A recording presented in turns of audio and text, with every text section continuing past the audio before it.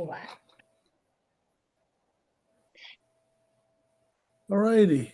It is, what is the date today? It's Third. March 3rd. March 3rd, March 3rd. Monday, March 3rd. Muting.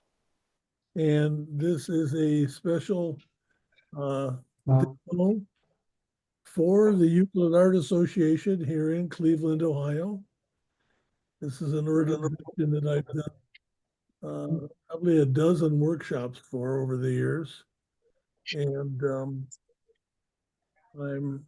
COVID really stopped everything all over the world. I don't know if you guys know this, but when COVID hit, every art show and art exhibition of all kinds, museums, galleries, all over the world basically shut down. And we're shut down for a year or two. And we're slowly getting back up to speed, but it's been a big problem. And Zoom really saved a lot of us as far as communication and all of that. So it's a wonderful, and this technology is evolving as we speak. They're working on newer, better ways. So this isn't going away. It's going to continue, and but it takes a little bit to get used to it. And as much as I do it, I'm still getting used to it. But the way that I work is um, I'm going to show you some stuff today, some very cool stuff. And in doing so, I am going to mute everybody. I'm sorry, but I'll mute everybody. And then I don't mind at all if you ask questions.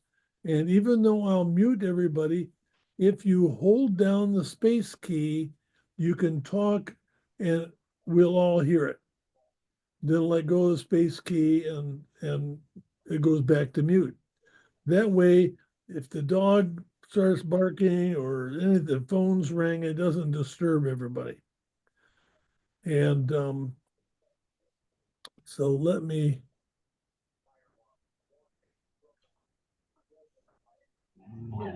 Also, if you go down to the bottom of your screen and find the word chat, you will see a whole thing that comes up on the side. And I've already put in there a bunch of images. Now we're not going to be able to do all these images, but I wanted to show you some of the stuff. And this one here, are you able to see this one of work on the bridge?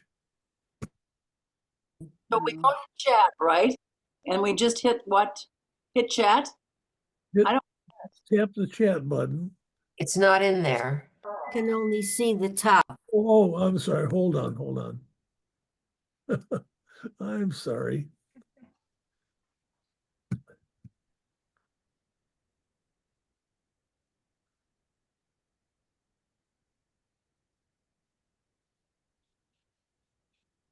I forgot I have to. I'm going to take this one here.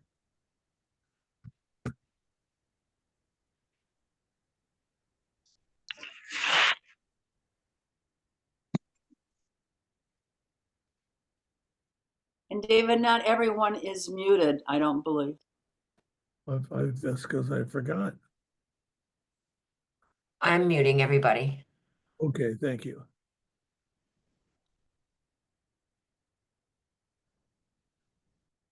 Now, has anything come up in your chat window? Has any of these images come up? Mine says message shape sketching urban sketches / bridges with David Rankin. But no images down below it?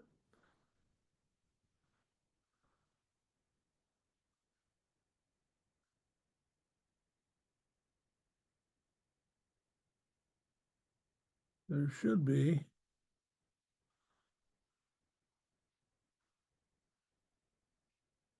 Let me just try this.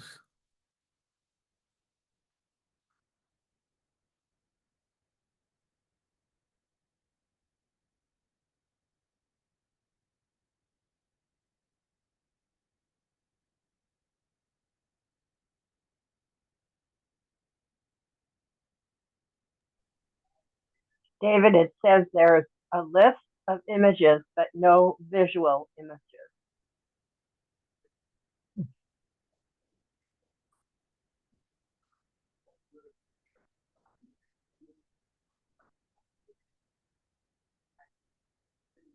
What did that come up?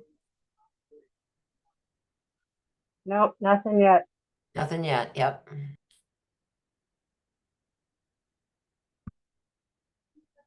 Well, as you can see, it's odd technology. And I have prepared another way for this. And for this, first of all, let's go back here to, I'm now going to mute everyone. Oh, you already muted everybody, right, Joni? Yes, I did. Okay. So if you want to say something, press the space bar, and that's fine with me. And what I'm going to do now is I'm going to go up into view, and I'm going to choose speaker, and I am going to pin myself so you now see me. Lucky you. And I'm going to change cameras here, and I'm going to bring you over to my work surface. And what I'm going to do is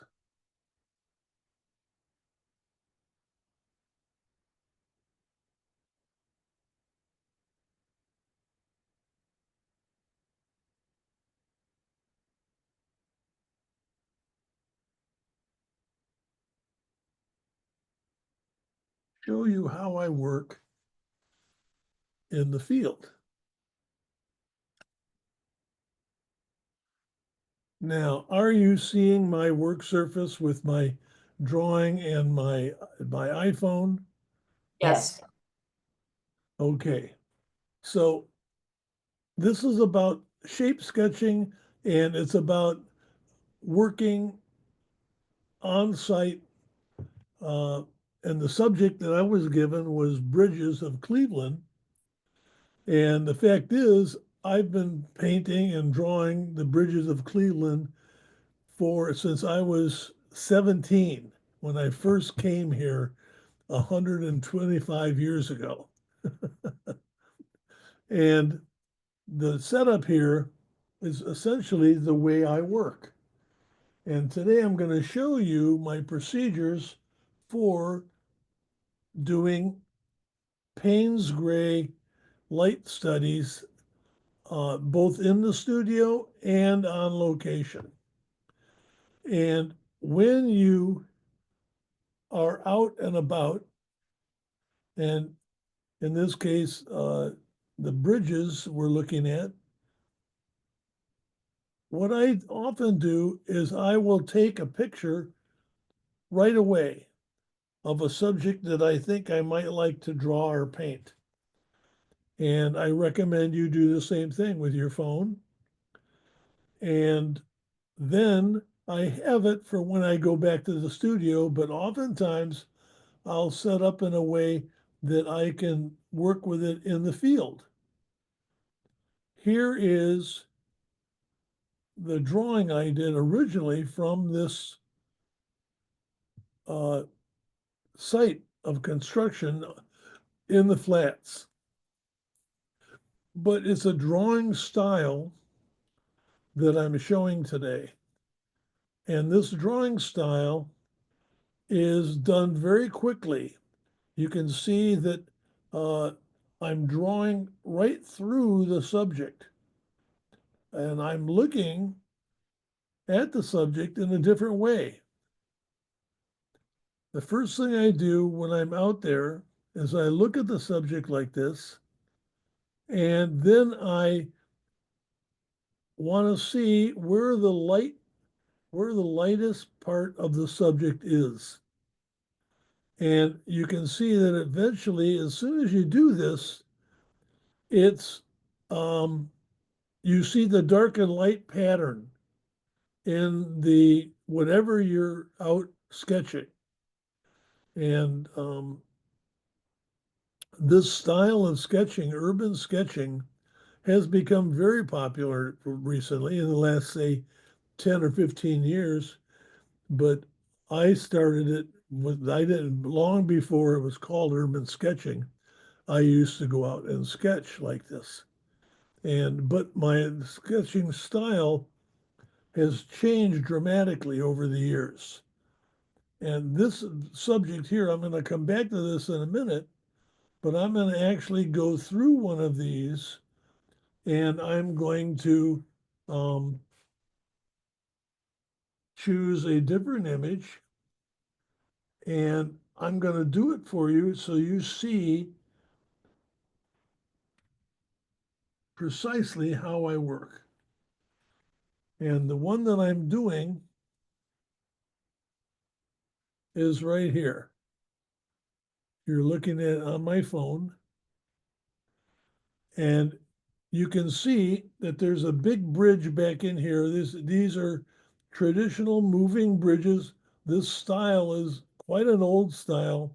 It's been around in all the major cities. You see this in Pittsburgh, Youngstown, Cleveland, and all over the place. This old style.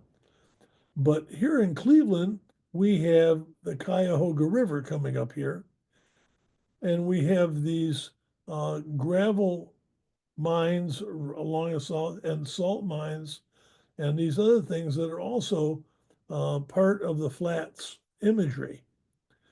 And this is an image that I recommend, if you try this, I recommend that you get in your car, you drive around the flats until you find something that you like, and from a view that you like, so that you don't have to get out of your car. You can sketch right in your car. And with this method I'm going to show you, it's pretty easy. But as I do this, I'm going to show you how I set up. And here is my smaller sketchbook. I work in two sizes, essentially. I like this sketchbook. And this one is, the smaller one is 5.5, 8.5. And I like this sketchbook because of its size. And so I sketch in it a lot. But the one that's just a little bit bigger, I'll come back to that one. I thought I'd show you in my sketchbook, the other way I sketch is with a 9B pencil. And here is the sketch I did of this bridge very quickly, and this is very small. Look at how big this is. Very small, and it's just this bridge, and all it is the major big shapes with this 9B pencil. And I do this with a 9B pencil because it allows me to come in with this stump, and I can then establish a value in these drawings that give me the light and dark of the subject very rapidly. So this is my fastest sketching method. And but I'm not going to demo this because the other one is my favorite method. And that's the one I'm going to show you today. And here's the reason I work this way.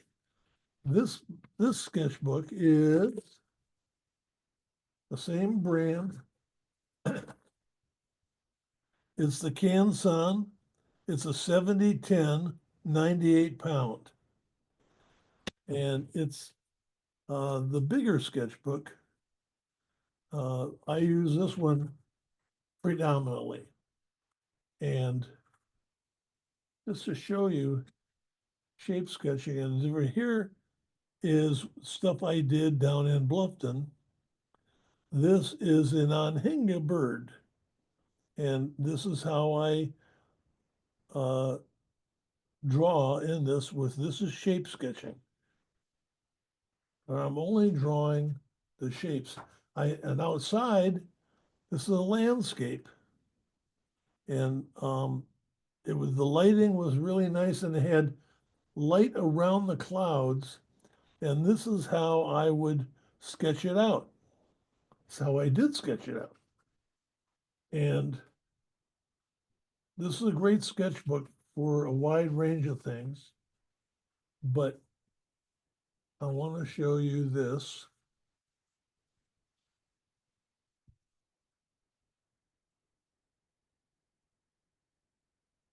And that is, I carry one of these along. If you work in this size sketchbook and you get this smaller matting window, what you do is you take it like this. This is the way its face is for if you put it in a frame, but don't draw with it like this. Turn it over like this, because the bevel will give you an opportunity to do this, where you square it up with your book. It actually lines up with the sketchbook, really sweet. You take your pencil, you come in at an angle,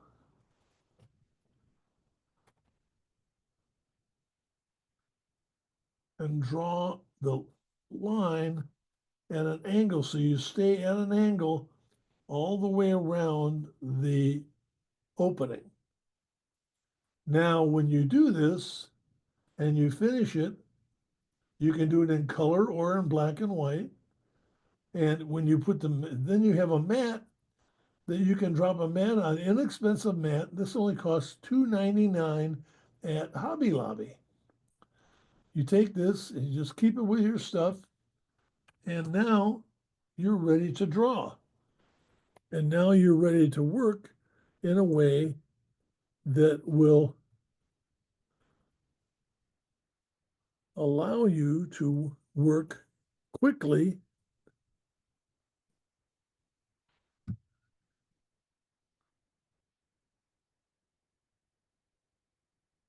in the field. And now let's examine the subject for just a moment. Here's our subject.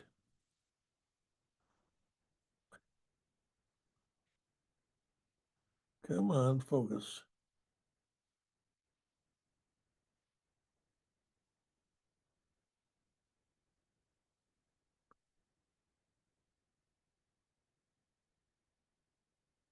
There we go. Now you can see I have this oar boat going up the river. There's the bridge. Here's the shoreline on that side, the shoreline on this side, and here's the river. But if you squint your eyes a little bit, you'll notice that really these are big, dark shapes. They're dark shapes. And so all of this detail back here can just go in as a shape. You don't have to detail it too much. But the boat is critical.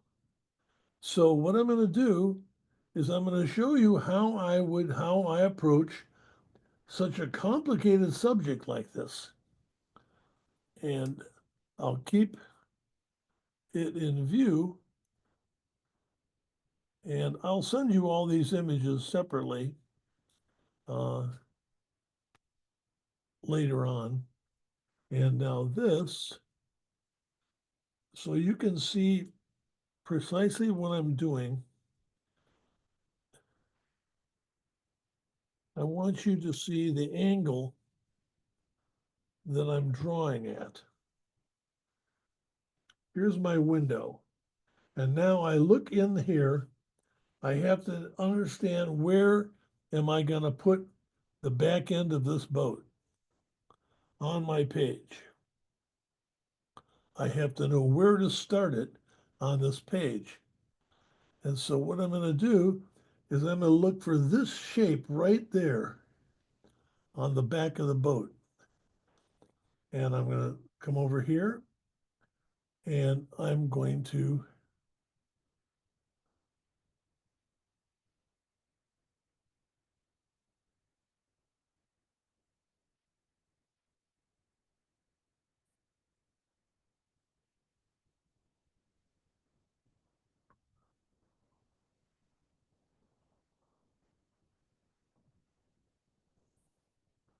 draw that shape out. It's got a few bumpers on the backside here. And that's how I start this whole thing. It's just with that shape. That's all it is right there. Now, David, why did you start with that shape? Is it because it's the closest to you?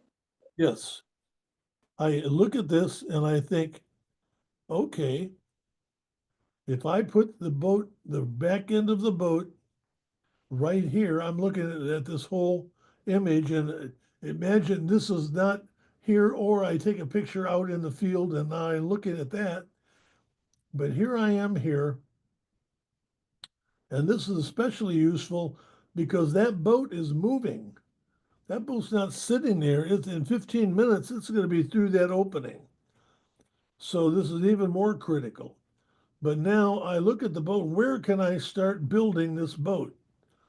And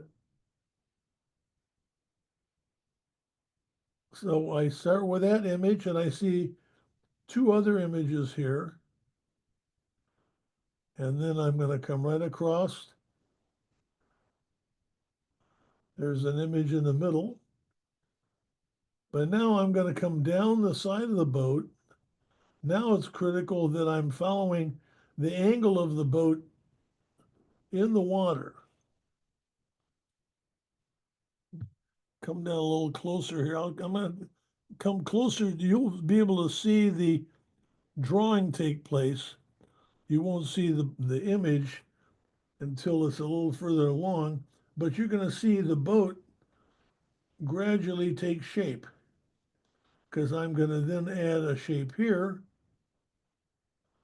And now I go all the way down the boat to the bow. And here's the whole side structure of the boat. And then I'll start building it out.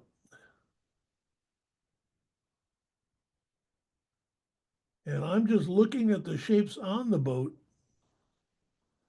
I have no idea what they are.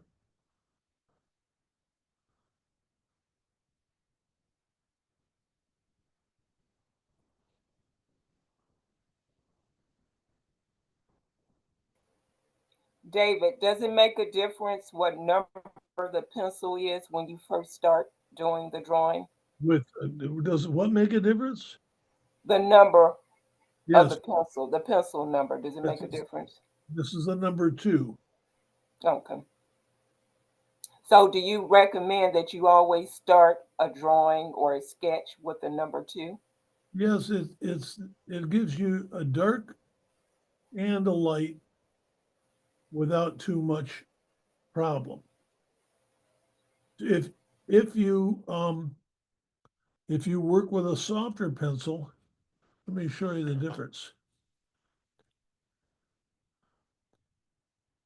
Here's a 2. This is a 6. 2B, 6B. I sketch with both of them. This one is for blending. This one is for if I'm going to use Paynes Gray watercolor. And it holds a nice pointed shape. Now, I've had people say, well, should I go to a harder lead? No. Lighter or darker is not good. The 2B is about perfect from my point of view. And now, all I'm doing is I'm just looking at the shapes that I see here. They don't have to be perfect because this is a ore boat and it's coming through town.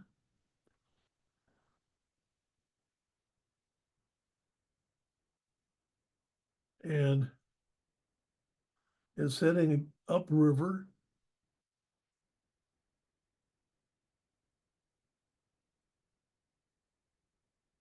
And you can see that suddenly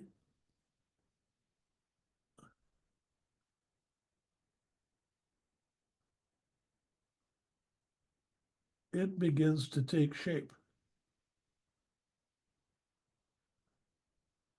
And here's this long gang equipment that they have that lifts the structure. It's got detail all along there. I advise you not to get involved in the structure of that detail because it'll slow you down. I have an adage that I developed from painting animals, actually tigers. I say, leave the spots till the end. So what I'm doing is I'm just drawing the structure here.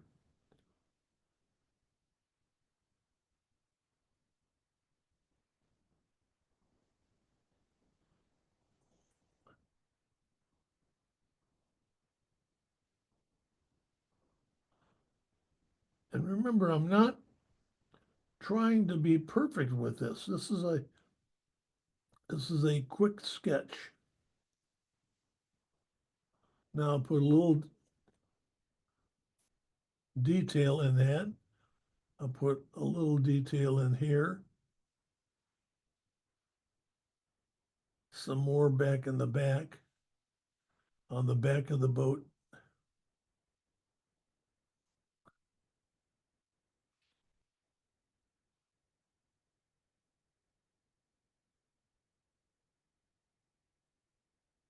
I'm going to sit the boat in the water a little bit more.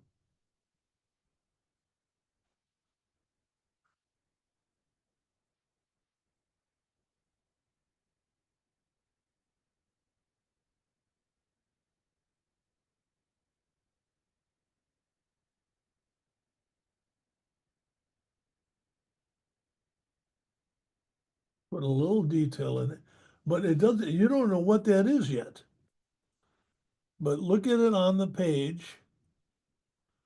Let's look back at the reference. There's the boat. Here's my boat. Now, come back over at an angle, because I want you to see the point of my pencil. I've been drawing, and you see the point is still very clean. But now I've got to set the place. Where am I? I'm in the flats, and I'm going to come right down the river here.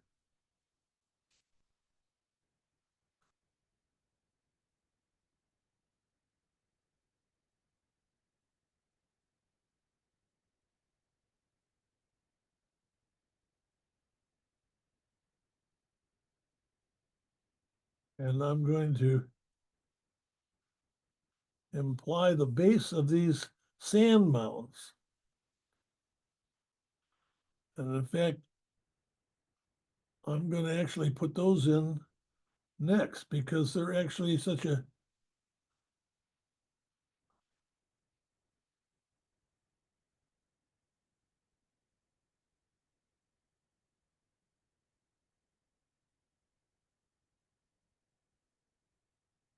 But you can see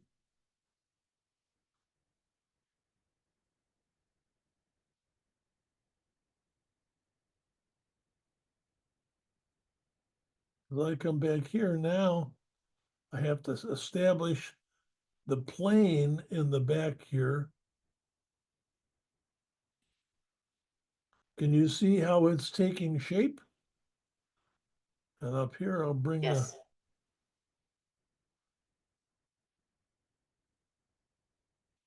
bring this around. And now what I'm going to do is, you can see here is I have a bridge here, but my bridge is going to go up higher than that line that I put in.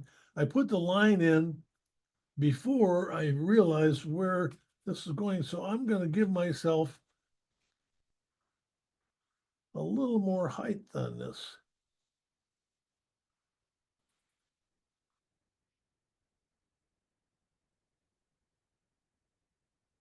And so now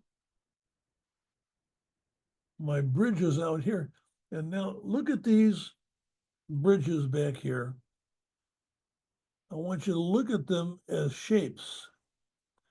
They're just simple shapes. And let me show you how I put those into the layout here. I'm going to start with this one here, and I'll put a base on it.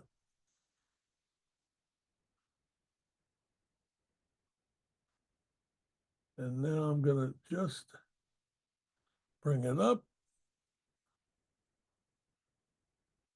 and down. And it's got a top on it.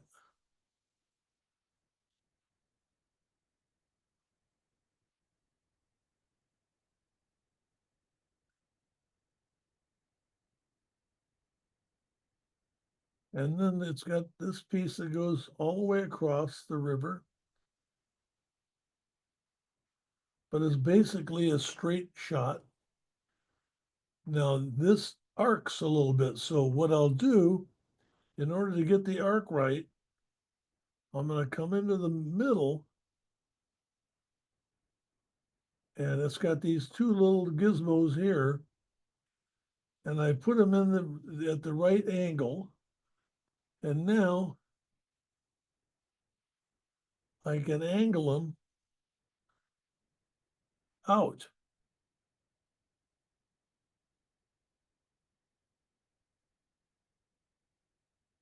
And once I do that, now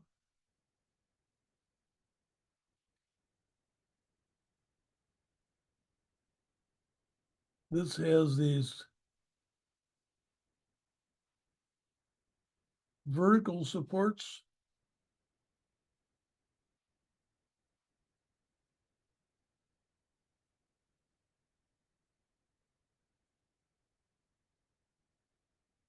On both sides.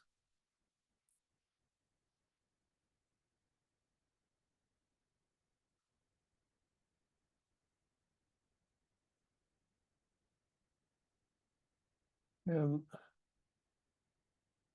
got a little house up on top. That's going to go right off the frame.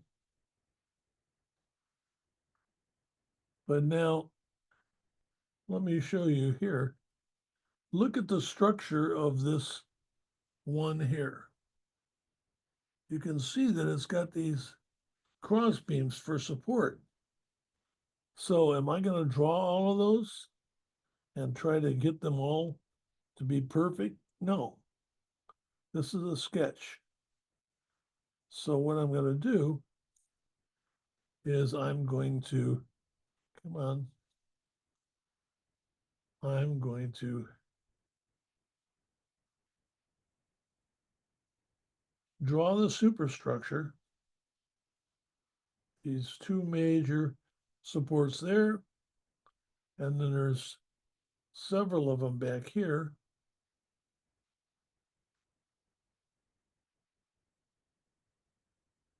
But then there's cross beams here. And then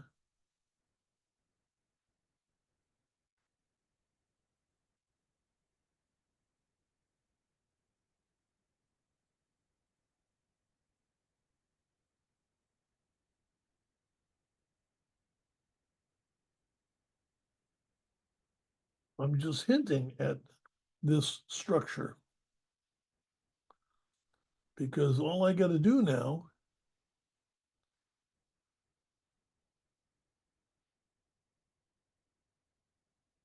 bring the base of this over here, and now I'm going to eliminate a lot of detail over here.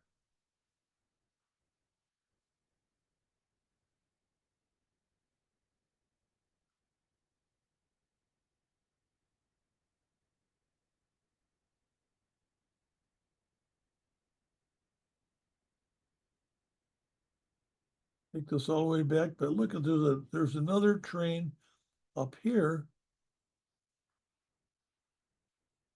and it's going backwards like this.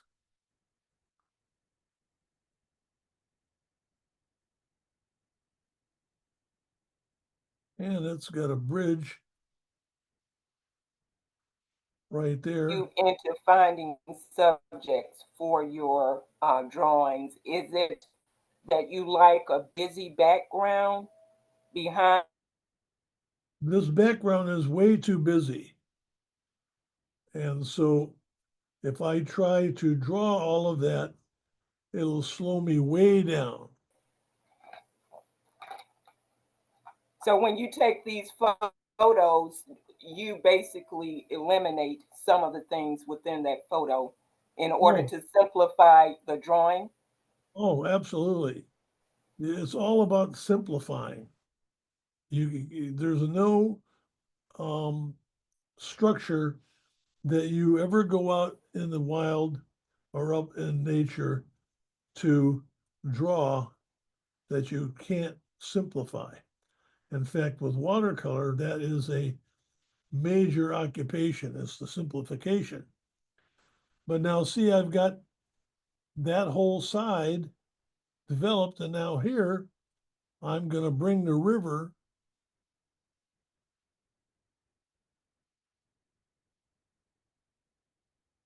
around, and I'm going to take that side of the river. I'm going to build a superstructure over here, and I'm going to put it on this piece of river here. I'll bring it out.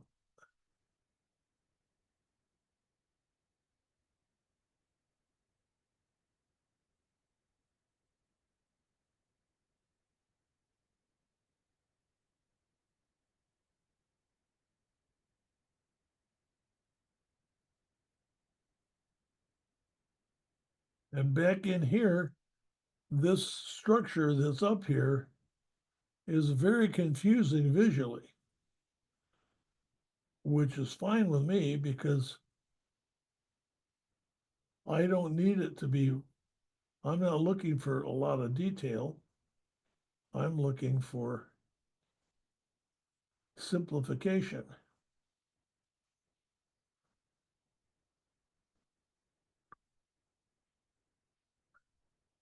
And this bridge and trellis goes off like this.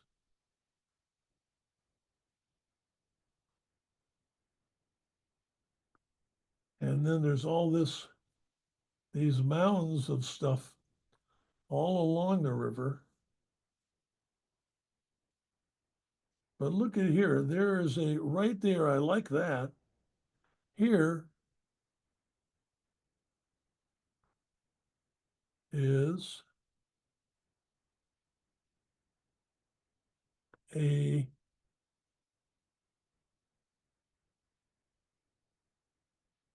lift of some kind.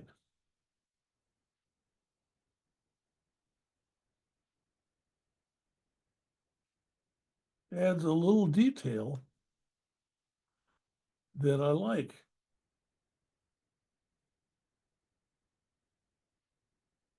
And now all along here are some structures which are just cubes and squares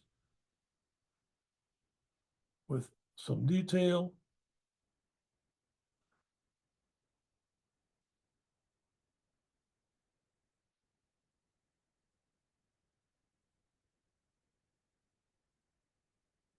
And essentially,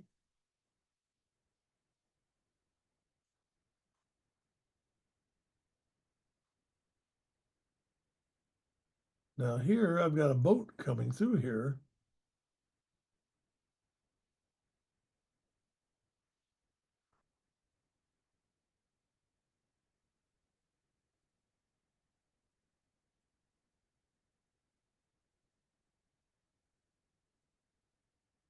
And they have the reflection of the boat.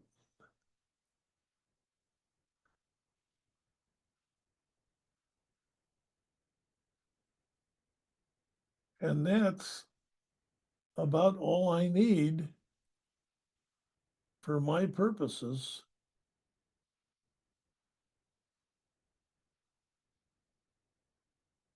I guess I could put a reflection here and another one there.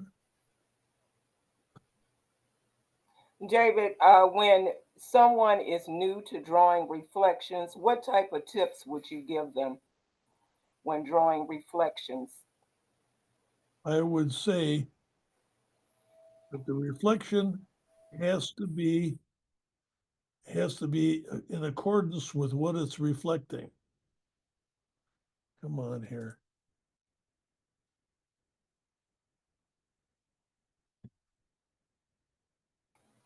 And what about the shape?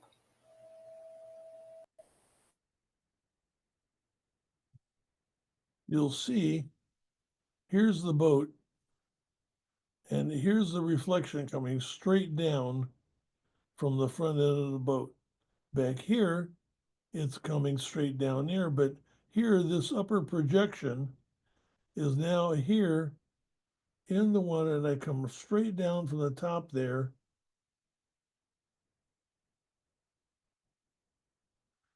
And I just put a little squiggle line there to indicate the reflection. But when drawing reflections, people make a mistake. If you have a reflection, and here's the object that you're reflecting,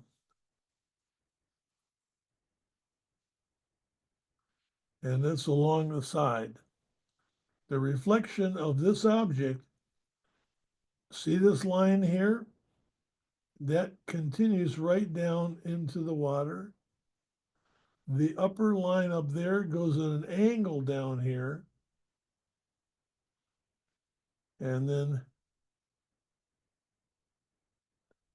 that angle is repeated here. So this angle goes down this way. This goes down this way. And you have to study reflections, but what reflections do not do is this. Let's say you have an object sitting here like this, and it's straight up and down. Reflections do not do this. This is way wrong. It reflects vertically with whatever you see. It reflects whatever you see in reverse. So here I have this boat, and I have the reflection in the water, and I have all of this detail. Look at the detail I put in there that I was able to put in very quickly. This drawing only took me, I wasn't keeping track, but it looks like it was probably 15, 20 minutes maybe. that's an acceptable time for a urban sketching effort in your sketchbook. Do not spend hours doing this because you can spend all day doing all this detail like that, and it will not be to your benefit because you're going to get one drawing done in an hour or two. Better to develop a style where you're just looking and drawing the shapes that you see, and you're not spending all day trying to capture the nuance of everything in the subject. And you can see from there's my drawing, or there's my photograph, and here's the drawing that I did, and you can see that the boat and everything is aligned fairly similar to what you see in the photograph. And that's all it has to be. It doesn't have to be perfect. And it doesn't have to be all of the detail. All you need is some of the detail in order to give the impression of the subject that you're drawing. From that, I'm going to show you a couple that I've already done. Here's one I did in India. Here's the basic drawing. And look at you can still see all of the drawing. And you can see it's just this palace. And I just came in and drew the detail, some of it. This is an elephant carrying people up to the palace. Just basic shapes. And then with a little bit of Paynes Gray, identifying the white in the subject, it begins to look like something.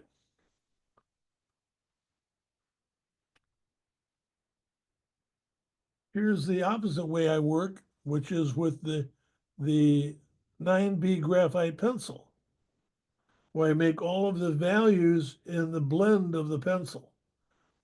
This is the fastest way to work, but it's not as clean of a drawing. You don't end up with as clean a finished product. But for fast thinking, nothing's faster than this. But here's the way this ends up in watercolor. A simple drawing, and then I hit it with watercolor. And I paint it in my sketchbook, and there it is. A little quick watercolor, you didn't spend all day.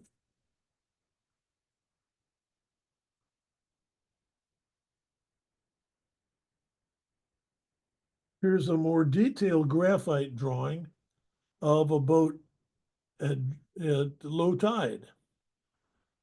And this, I started it as that I was going to paint it, but then I was able to do it with graphite so that I ended up liking the graphite so well that I didn't do it in watercolor.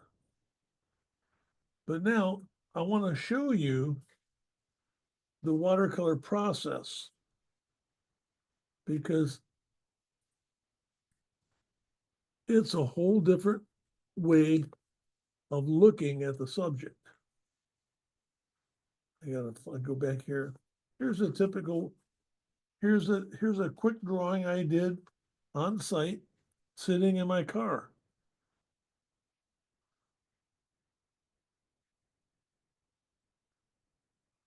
In fact, I'll paint this one. I'll show you this because I can do this one from memory. Yeah, this is a street scene, but look at the drawing. Look at how simple the drawing is. Simple shapes.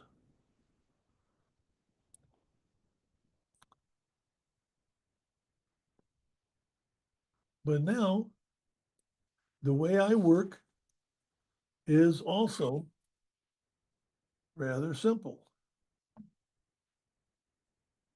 And this again is in the small sketchbook.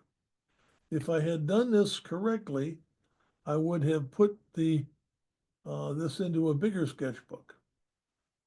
But now watch what I'm going to do. Let me show you this technique. Here's the way I work. This is my Paynes Gray palette. It's just a little Paynes Gray. I put a little piece of foam rubber up at the top. I did this, I forget how much this cost, but it was very simple, very cheap. And it's just for Paynes Gray, because I don't want to mix any of the colors. If I want to mix it, I'll take the Paynes Gray somewhere else. But now, what I'm going to do is I'm going to approach this and show you how I then approach it in a way that makes it fast and easy to do. I'm all about speed for these types of projects.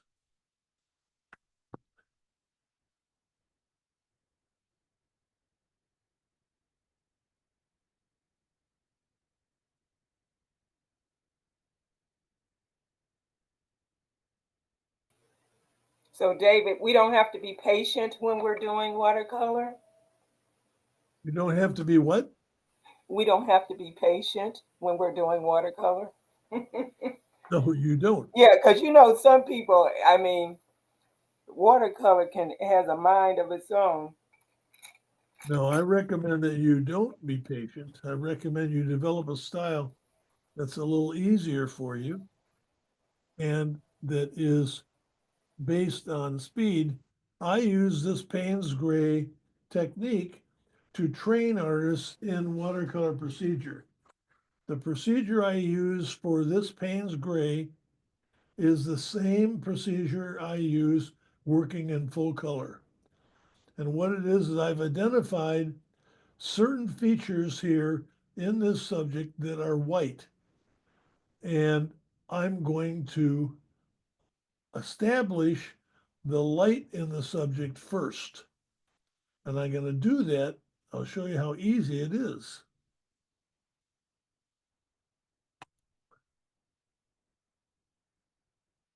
I'm working on the gravity, but I'm coming down.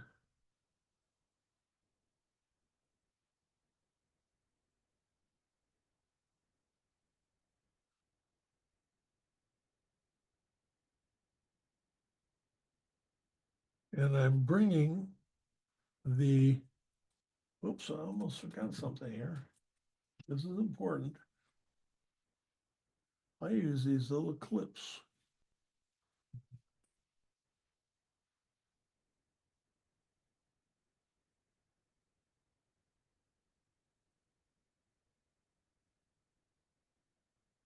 Keep it from warping. And now, see, I've come down here to the building, and I'm going to change the angle here so you can see it. And now I'm going to use a smaller brush, and I'm going to come in and paint around everything that is white. Anything that's white in this subject, I'm going to paint around with this first wash.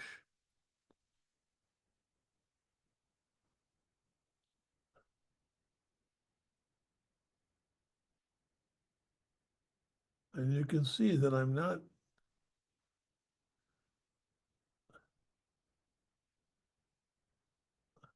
having to take too much time.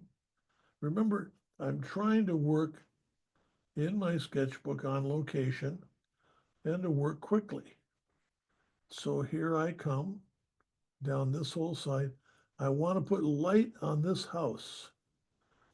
This house was white. And this was a cloudy day. and this house stood out, and that roof stood out. So now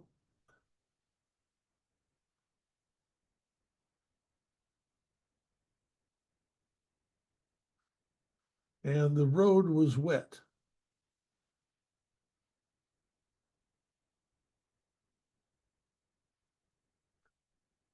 And this whole side over here was all in shadow.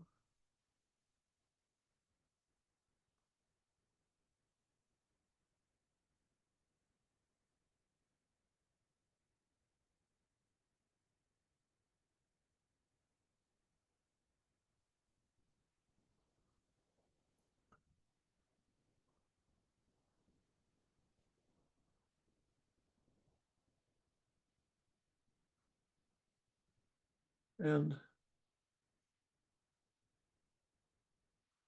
can you see that I've already established very quickly, I've established the overall light in the subject with just one value of Paynes Gray. But now the wet road here, I have to treat it a little differently. So what I'm going to do is I'm going to, even though I'm working in a sketchbook, you'll see that this sketchbook says mixed media. It's designed for watercolor, acrylic, pen, and ink. The weight of it is enough that it will allow me to do all that. So here I'm going to, this is a wet road. And I've got, let me remind you that I have a little bit of elevation. See the foam there? It's up off of the board a little bit at the upper end. So what that means is that it's now coming towards me. Now, all I have to do is wet the road.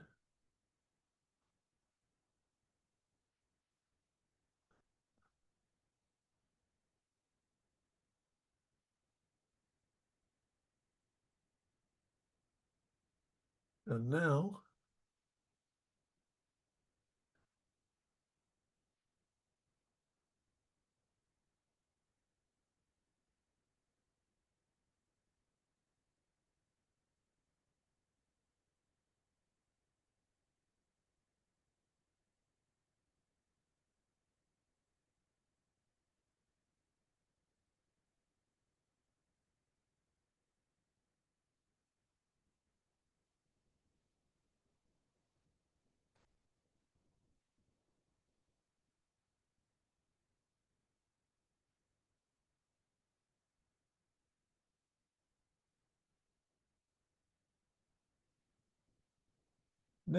I've created a wet road, and I'll put a little bit of detail in here.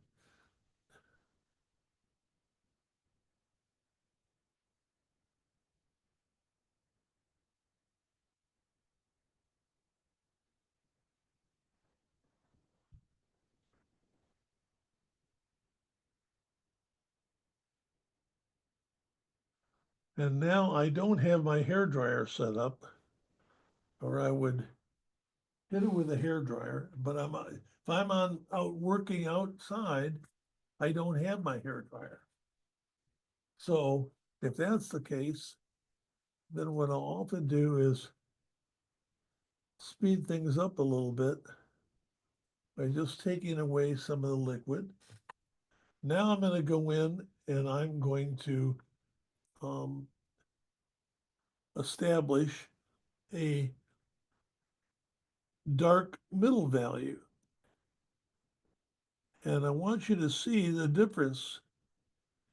Seeing this take place is magic.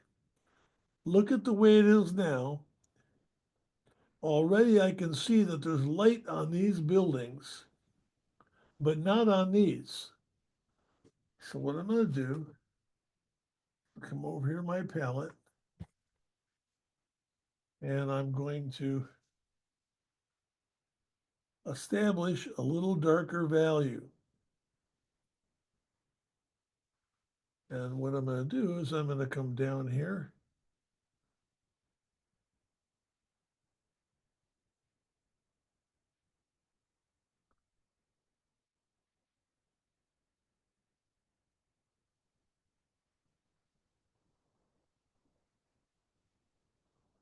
I'm going to put a tree behind that house. I'm going to put a tree down here.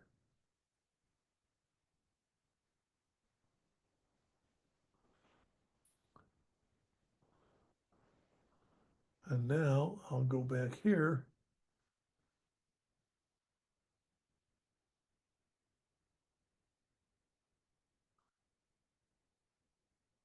Put some trees way back here. Some trees in here next to that shape.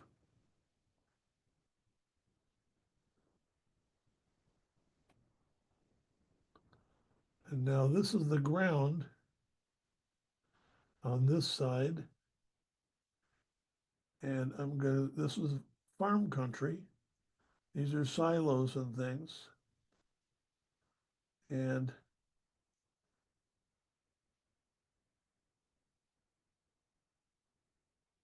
I'm just cutting out some shapes here.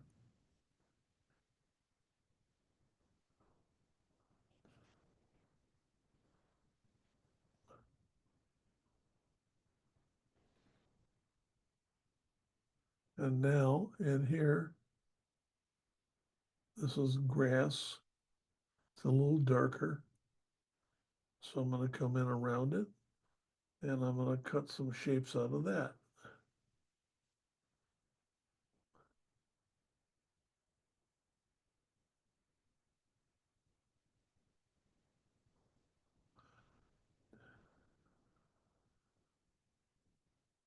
And you can see what's happening right in front of your eyes. You can see the shape starting to emerge on the paper. And all I'm using is Paynes Gray.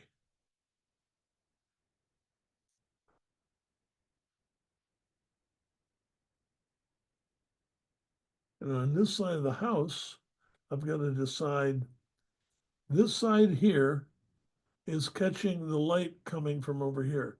So I'm going to put this side of the house in shadow, but not the windows.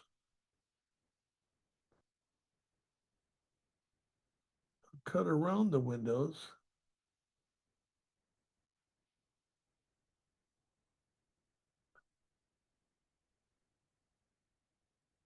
Same back here. And up here.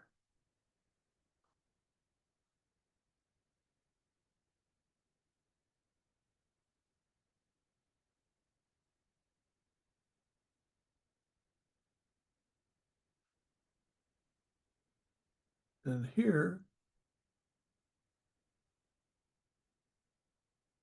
with a little darker detail.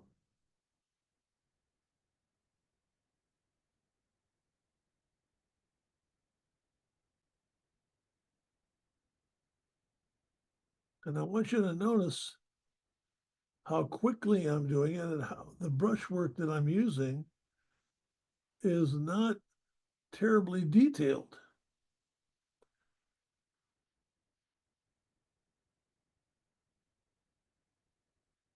And in these reflections here on the road,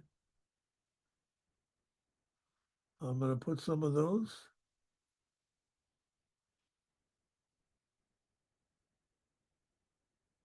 Here, I'll put some of these.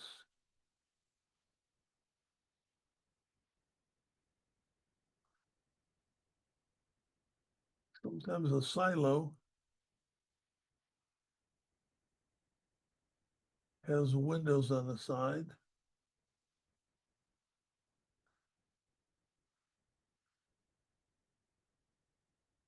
big barn.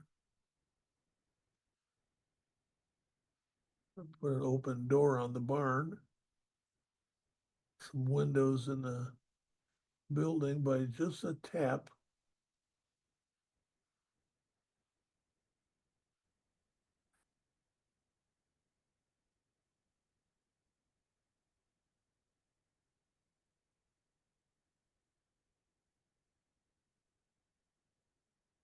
And you can see what's occurring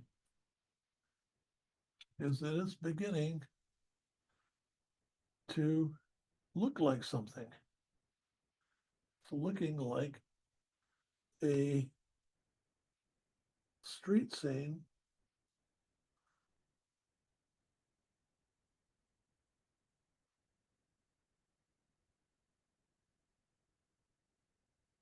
Switch to a more detailed brush.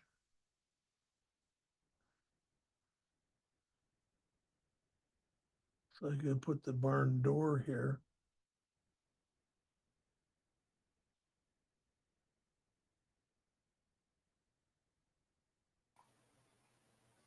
David, what is your favorite brand of brushes? Pardon? What is your favorite brand of brushes and why? These brushes here are, this is my favorite watercolor brush. It's a Stephen Quiller 7010. It's the best 1-inch wash brush on the market for the money, but it's $100 or $50. I've seen my students in my classes found it for $50 and then they found it for $100. So that would be an investment. I call it a Christmas brush. It's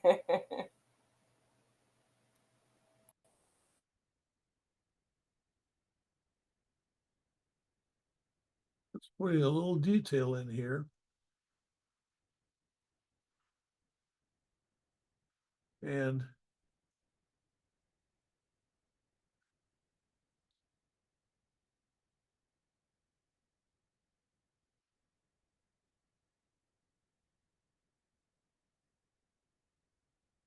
a little bit more detail, and I can put some right in here.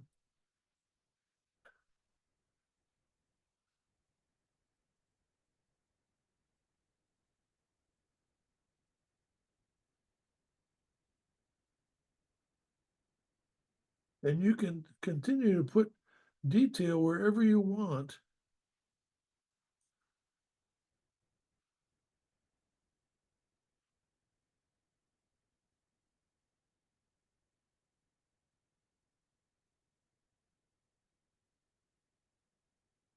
I'm going to put just a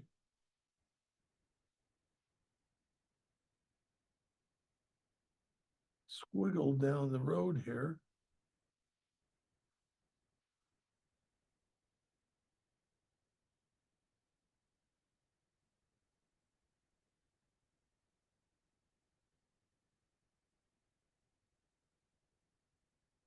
And here you have a little light study in a very few minutes.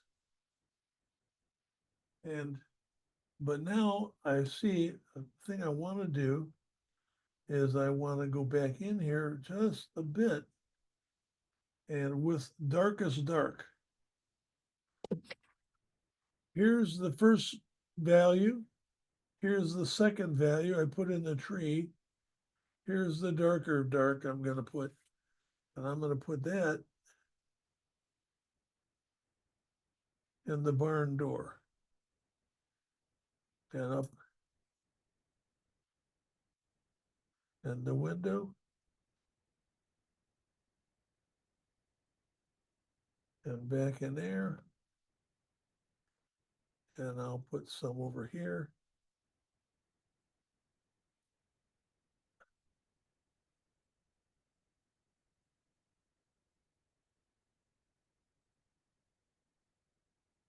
And I'll put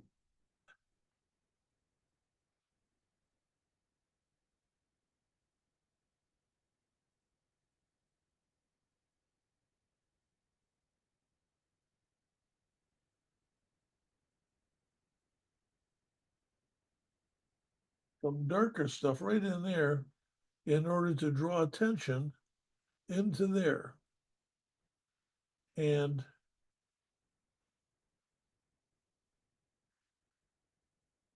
what I have is a small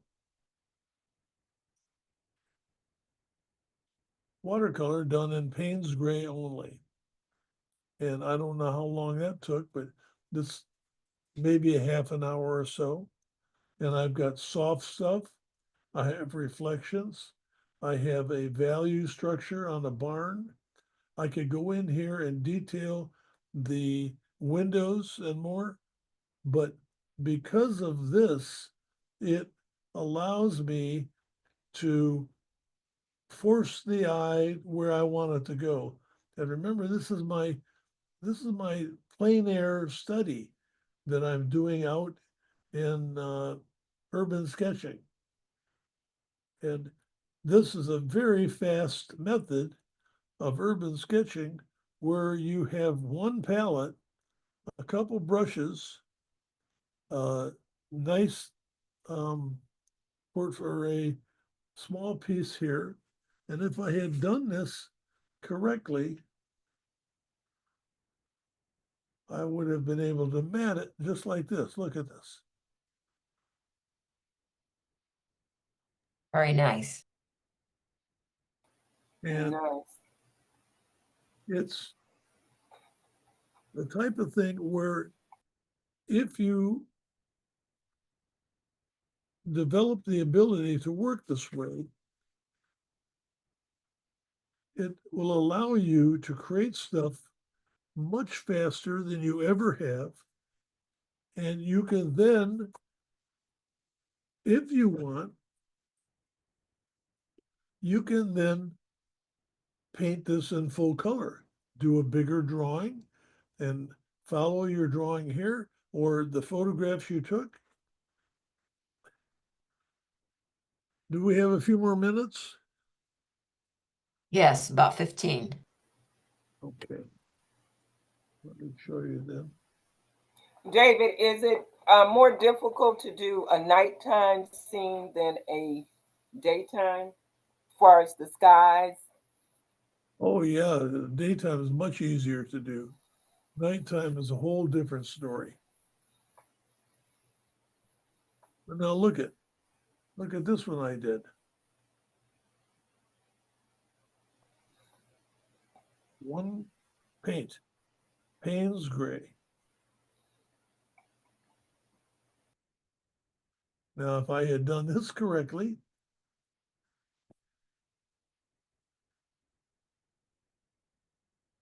now imagine that you were working on location and you had one of these mats and it was clean, keep it clean. Have another one that's just for the opening because it'll get dirty. And then you go out, you do a simple drawing, then you start with one color of gray and you paint around everything that's white. You paint around it and omit it, work around the brushwork.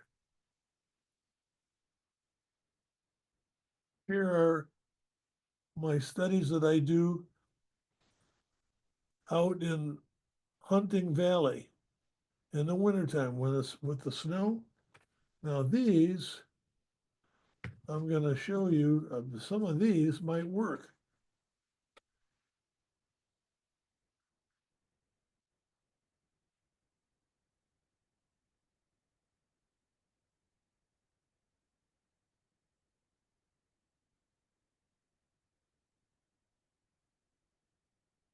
But look,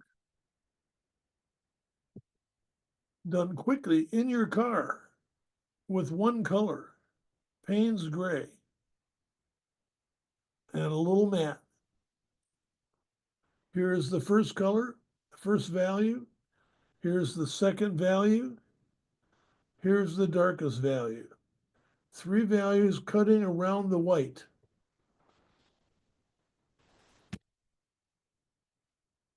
This is not rocket science. What it is fabulous technique. Learning how to do this will give you the ability to work like this.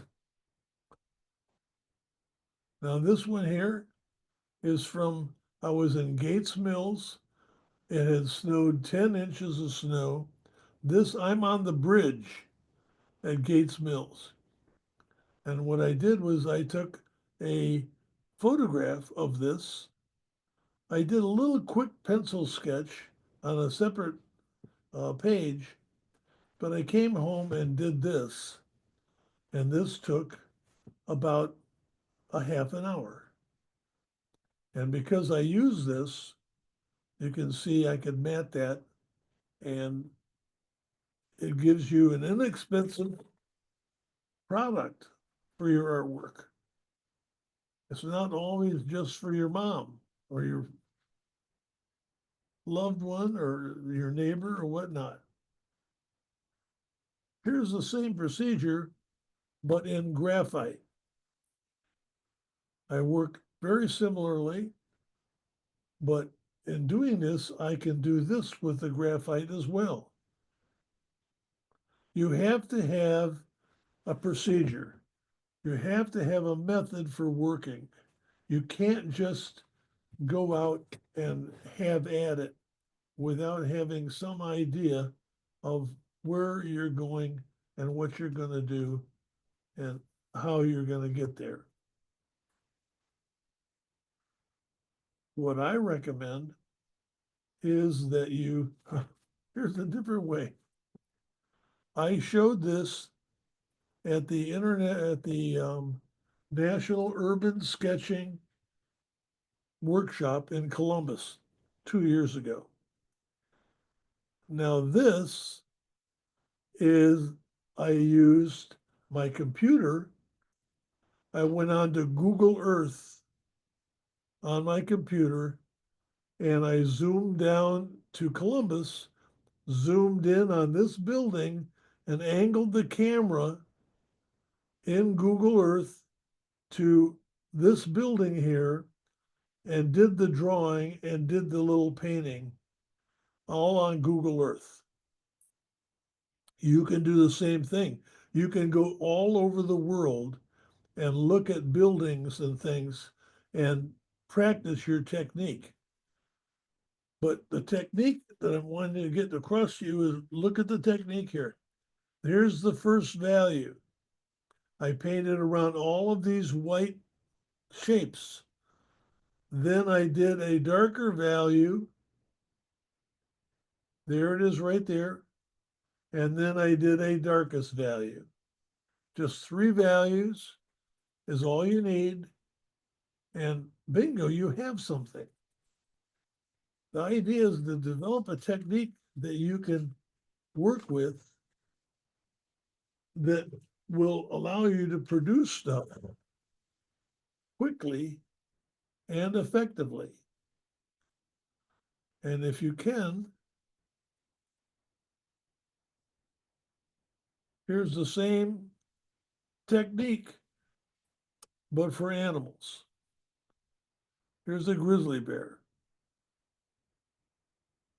Same technique, except this one, I only have 2 values. With that value there and this darker value, well, I got a little one in the eyes, but look at the value structure. It's all about the drawing. The drawing, you need to spend a little time developing your drawing. But it becomes simple. You can paint almost anything with this technique. Here's the beach at Hilton Head, done very quickly. Now here I used a template, not this one, it's a little bit bigger.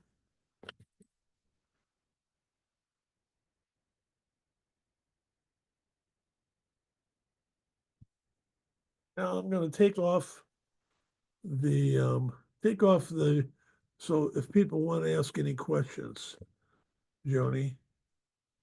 Okay.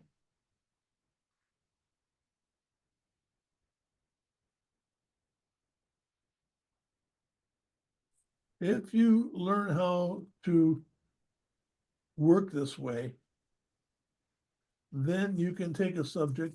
Some of you have been in my lighthouse workshop. Well, I paint lighthouses all year round. I love lighthouses. And look how cool these turn out. You can do this. This is not beyond any of you. It just takes a little practice and takes a little discipline so that you don't paint too much, too fast.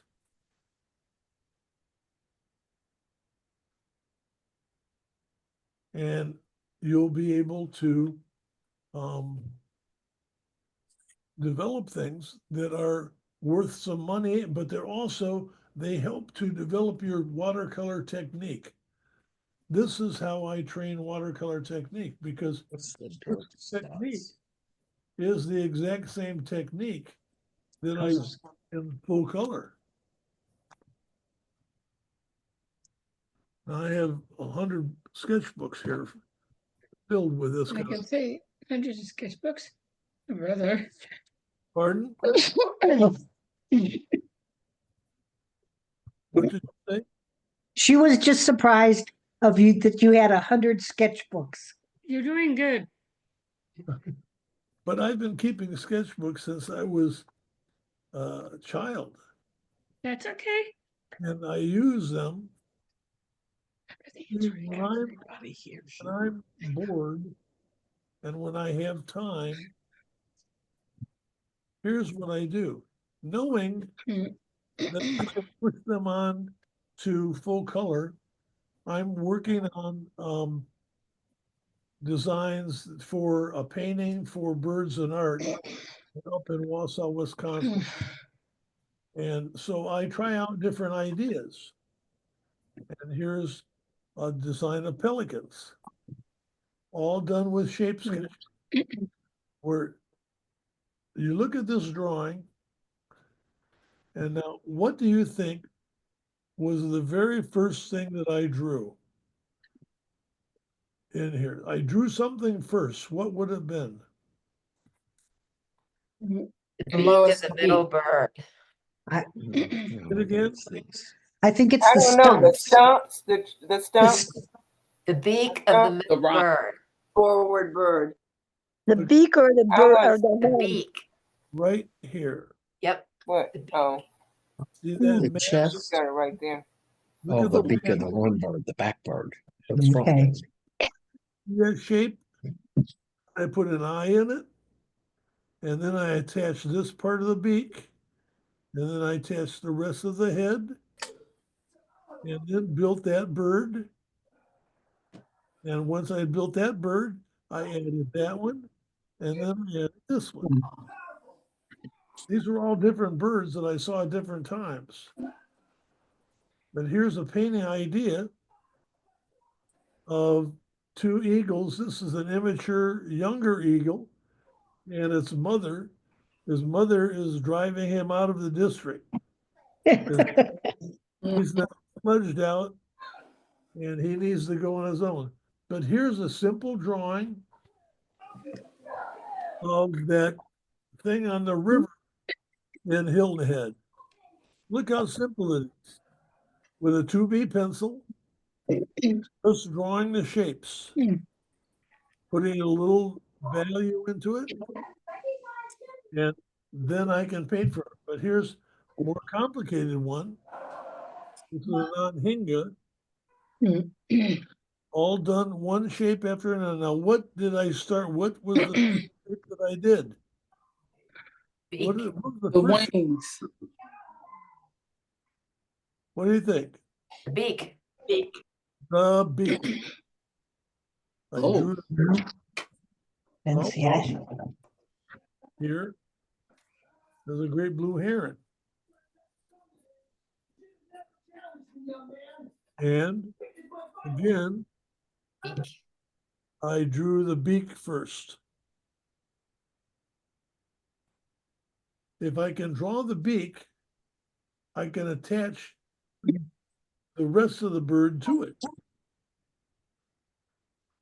Oops. Leading over. Look at Shouldn't be. it here. Oh, Here's the one I just did. different. Can you David, see what, light is on that now?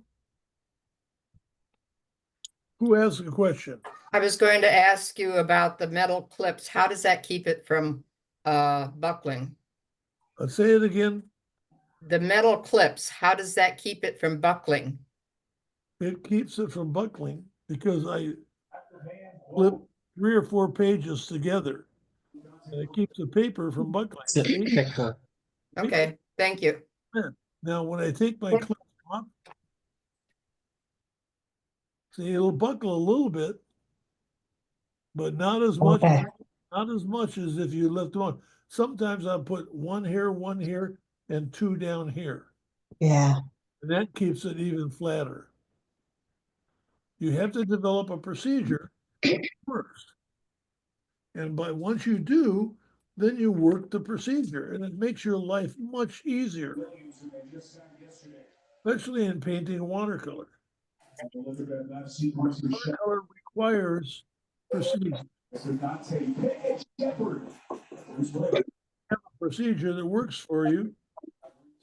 You just follow it.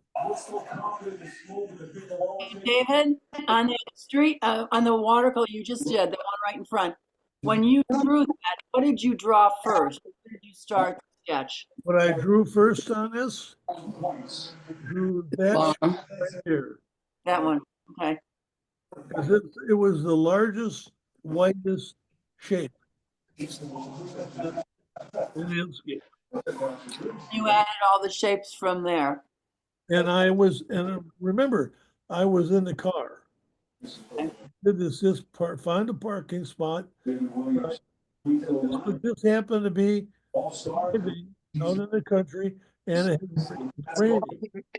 It rained, and the light was behind me, and the sunlight was late in the afternoon, buildings and illuminating. Everything else then was gray. And once you know that, then all of a sudden, look at that. You can see the light. Look at that. It's beautiful. Just in Paynes Gray.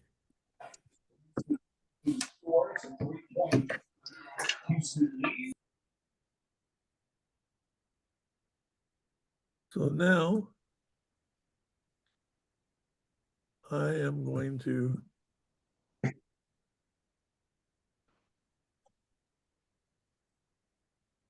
And puts these with Natalie over there. unpin myself. okay, time's pretty much ending here. Whenever you're ready. Okay, hold on, what's that, speaker?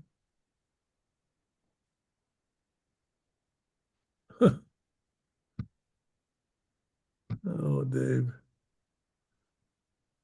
Make sure I got everyone.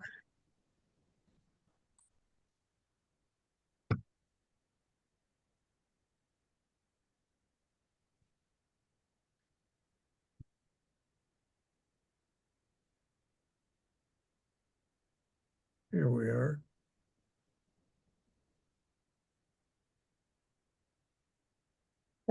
CC is.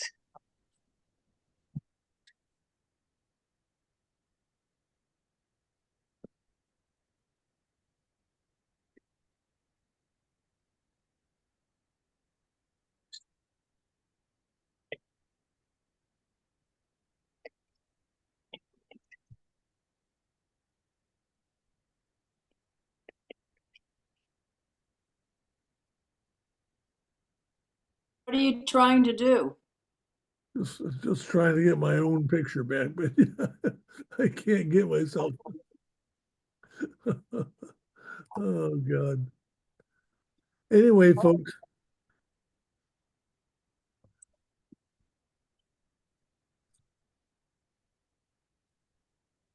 Thank you, David. That's your, Dave, to go back to David, to go back to the question about the brushes. Besides, we know I know the Quiller is your favorite large brush.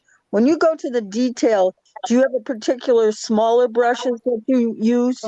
I like a 1/2 inch brush. I don't, brand doesn't bother me.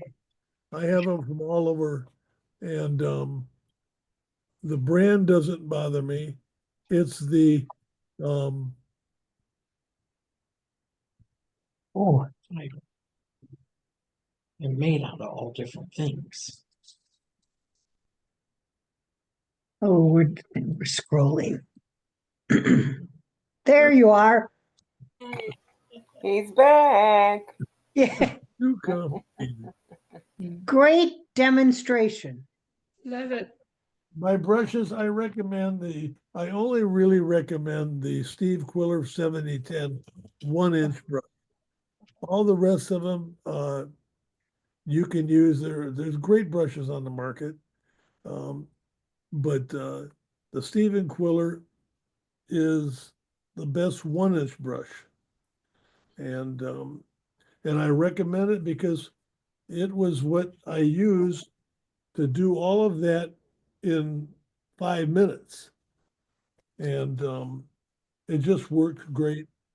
And as many as I've told people to get, but I had a student down in South Carolina that 2 students, one ordered it offline from his wife. I recommended you go to Steve Quiller website, and they have they have a store, and you can get it right from them. But one of them paid $56, the other paid $100. So, you got to look at the price. And I tell people it's an expensive brush. I call it a Christmas brush or a birthday brush. When somebody says, "What do you want for your birthday?" Don't be a Quiller. head. Have them get you a good 1/2 inch brush or a good rigger or a Stephen Quiller 7010, and then when you do that, toast me. Hold on. That's okay. Yeah. Hey guys, Well, I've had fun. I hope I was able to show you a few things here that in terms of the drawing of a subject, of simplifying the subject into shapes, and then of painting it with Paynes Gray and eliminating most of the detail. And Yep. if you do that and practice it, you'll improve quickly. I promise you. thank you so much Thank you, for a David. wonderful Thank you. Thank you. demonstration. I wish you guys in this Euclid Art Association, I wish you the best. I'm glad you've been able to keep it and maintain it and keep it afloat. And I hope you continue to prosper and do better and better stuff. Thank you so Thank you. much. David, And just because I know you didn't say it, but I know from previous workshops, the Paynes Gray that you like the best is Winsor Newton, right? Thank you, Sandra. And Windsor. I don't get a nickel from Winsor Newton, but the reason is the purest Paynes Gray, where you get the best balance of blues and blacks, are in the Winsor Newton. A lot of Paynes Grays are too black. Yeah. And Joe Miller, who was, Cheap Joe's Art Supplies. Yeah. Well, Joe was a friend of mine, and Joe used to give me paints and papers and stuff to test. And he gave me a couple brands of Paynes Gray, and he said, "Here, give you a try, Dave." And so I told him, I showed him. I did several tests and showed him the difference. And so he changed, and they start using Winsor Newton more in their store than they were. And it's just it's the best Paynes Gray as far as I know. If they make a better one someday, I'll use it. Yeah. But until then, Buy it, use it, you'll be happy. Yeah, at Thank some of you your once workshops, again. Yeah. yeah, at some of your workshops, people didn't have that one, and we shared our Paynes Gray because they weren't getting the results you were getting with their Paynes Gray. Absolutely, Julie, absolutely. And that's happened to me in every workshop I do. I just did 3 workshops and 2 dazzles, and the same thing. Every one of them had people that had a different brand, and they would go, "Mine doesn't look like yours. Mine Yeah, looks it doesn't work. charcoal, or it looks like black." And black is not the same. Right. Would No, you be willing to do another workshop for us? I would, yes, indeed, I would. Okay. Aw. Would you? Yeah, because I would like this demo, maybe we could do that as a workshop. And Well- everybody paint something that they taken a picture of. This is the Paynes Gray light. They call them light studies, because you can see that Sounds like that I used to window call was them a taken. gray study years ago, but I realized it's not a gray study. I'm not studying the gray. What am I studying? White. White. I'm Light. studying the light. I want to see the light in the subject. Can you see the light in that subject? Oh, yeah. Yes. And Oh, you saw me do it. That's where your eyes go, Yeah. and then it comes right Right. down the road. Yeah. It's stupid simple. It's not hard. It just is good procedure. So Right. we could have a Paynes Gray or a light study Light workshop study. Yeah. where I bring into it a couple test subjects that have specific problems for you to develop, and show you how to work around those problems. And then I do it with flowers, I do it with people, I do it with animals, I do it with landscapes. It doesn't matter what the subject. It works Okay. with every subject. That would be great. Well, thank That you would be again, great. David. We Thank you. appreciate it. I'll have Deanna get in touch with We'll Joan see here you soon, soon. and we'll set up a workshop, and Okay. hope to see you guys again. And Yes. I'm really happy that we had the chance to work together again. And thank you very much. Thank Thank you. It was, you. it You. was a I have great one thing to presentation. say. I have one thing to say. The winner for the virtual art show was Kirk Ramsey. If you all didn't catch that earlier, Kirk won the virtual art show. Oh, good for him. Yep. Yeah, You won. Wait a minute, say that again? Kirk Ramsey was the winner of the virtual art show. Did you get a chance to check out the site, David? No, not yet. I just got back into town, but Yeah. So Good yeah, for just him. go to our Kirk. website. I love Kirk. We've all known Kirk for 20, 30 years, and he's a great guy. He's a great artist. Yeah. Yep. He So won. He check got the that most out. votes. With the most votes. Leave. Yeah, so Thank that you, is guys. great. Okay, well, have a good night, everyone. Thank you. You too. Thank you. Bye. Bye. Bye-bye. Bye. Take it easy. Thank you, David.